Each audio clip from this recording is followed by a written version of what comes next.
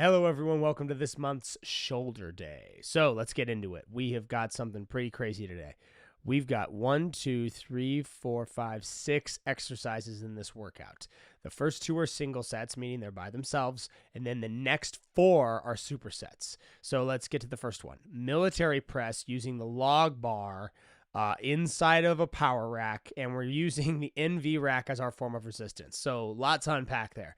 So the log bar that I have here is actually a rackable log bar, and that's from Elite FTS. They're very hard to find. There's only a couple on the market that I've ever really located, and this is one of them. It's nice to be able to rack these. Just makes it easier if you are somebody who's trying to store it, or if you're trying to do it from a racked position, you're going to kind of need this. Otherwise, you're going to have to change all your heights if you have the big log bar that goes all the way across. So that's why I use this.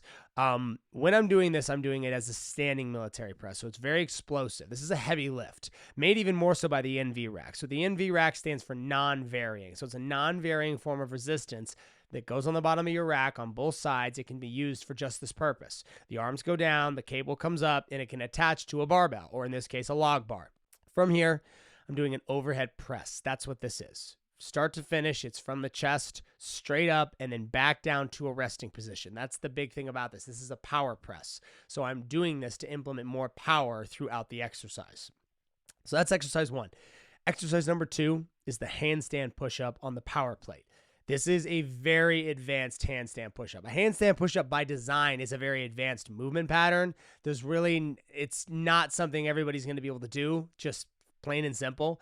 If you can't do that, I would implement just an overhead press with a dumbbell. Find a dumbbell that's challenging because, again, use your own body weight as the metric of what is and is not challenging. If you weigh 175 pounds and you can't do a handstand push-up, well, that means you cannot lift 175 pounds up over your head. That's what that means. So in your head, be thinking, okay, that would be the equivalent of like me having 80 to 85 pound dumbbells in each hand and pressing that up over my head. So take that into account when you're choosing what dumbbells you do. If you really do want to challenge yourself, get something that's overwhelming, but not too overwhelming to where it becomes dangerous. If you do have power plate access in your gym, meaning you have the move or you have one of their units, try a handstand push-up on it. I'm doing it with my feet up against a mirror. A fair warning, if you do use a mirror, you need to get yourself, I have these, they're these socks that are designed to be slick. They're originally for a slide board. We've since gotten rid of the slide board, but the socks I kept because for this very purpose, when I do handstand push-ups, they slide up and down on the mirror. They're not going to scuff your mirror. You don't have to take off your shoes. It's really nice. They basically go over your shoes. They're basically booties. So get yourself some booties like you would if you had new flooring put down or something like that. Wear those while you do this. Next, we have our first superset. Viking press, parallel wide and lateral raises using, so we have a rack attachable lateral raise machine. Basically, the first exercise is a Viking press. That's going to incorporate several things. For us in our video, what we have going here, we have the Rogue power bar, we have the Henny strap, and then we have our calibrated plates for the resistance, and then a variable grip from Elite FTS to use actually during the press for the hands. Now, that's a lot to tackle for this exercise. You don't have to have all that stuff.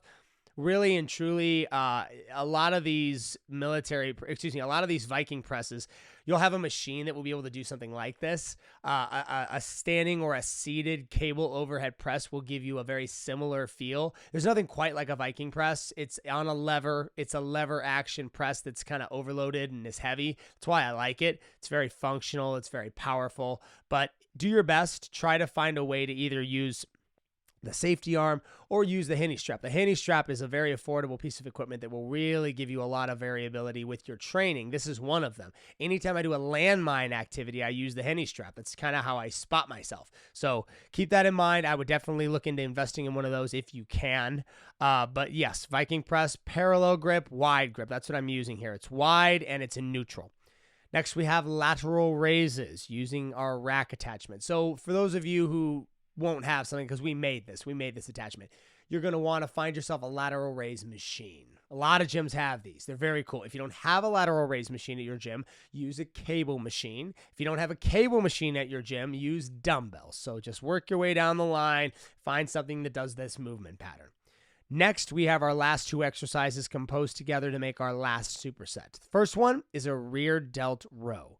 Second one is a shrug using a dumbbell. So the first one, rear delt row, on this particular mesocycle, I believe I actually used the machine for the rear delt row. You can do rear delt rows with dumbbells. You can do them with bands. You can do them with cables. You can do them with a machine. So I use the machine. I use the Federal Fit for this one. I've just kind of been enamored with that machine since we just got it.